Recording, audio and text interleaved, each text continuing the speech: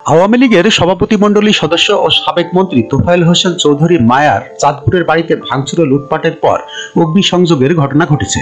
পরে খবর পেয়ে সেনাবাহিনী, পুলিশ ও ফায়ার সার্ভিস ঘটনাস্থলে গিয়ে পরিস্থিতি নিয়ন্ত্রণে আনে।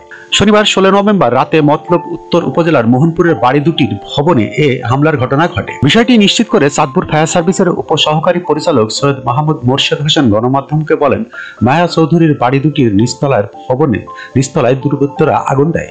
পরে খবর পেয়ে আমাদের সদস্যরা ঘটনাস্থলে গিয়ে আগুন নিয়ন্ত্রণে আনে। মতলব উত্তর থানার ওসি তদন্ত প্রদীপ বলেন, আগুন নিয়ন্ত্রণে আনার পর আমরা তথ্য সংগ্রহের চেষ্টা করছি। এ বিষয়ে আইনগত ব্যবস্থা নেওয়া হবে।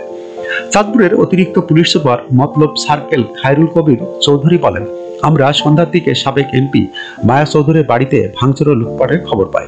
এরপরই আমরা দ্রুত সেনাবাহিনী, পুলিশ ও ফায়ার সার্ভিস নিয়ে সেখানে যাই। তিনি আরো বলেন, দুটি বাড়ির নিচতলায় ভাঙচুর করে আগুন দেওয়া হয়েছিল, তবে ফায়ার সার্ভিস দ্রুত আগুন নিয়ন্ত্রণে আনতে সক্ষম হয়। এ কারণে আগুন নিচতলাতে সীমাবদ্ধ ছিল। কারা এ ঘটনার সঙ্গে জড়িত সে বিষয়ে আমরা তথ্য সংগ্রহ করছি। এমন ঘটনাকে বিএনপি এক বিন্দুও সমর্থন করে না উল্লেখ করে মতলব উত্তর উপজেলা বিএনপি সাধারণ সম্পাদক নুরুল হক জিতু বলেন, আমরা এই ঘটনাকে ন্যাক্কারজনক মনে করি, কোনোভাবে এটাকে সমর্থন করি না।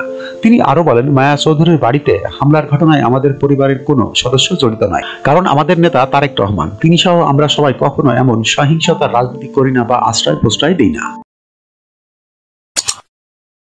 যখনকার খবর তখনই দেখতে চোখ রাখুন সুন 24 টিভিতে। চ্যানেলটি সাবস্ক্রাইব করুন।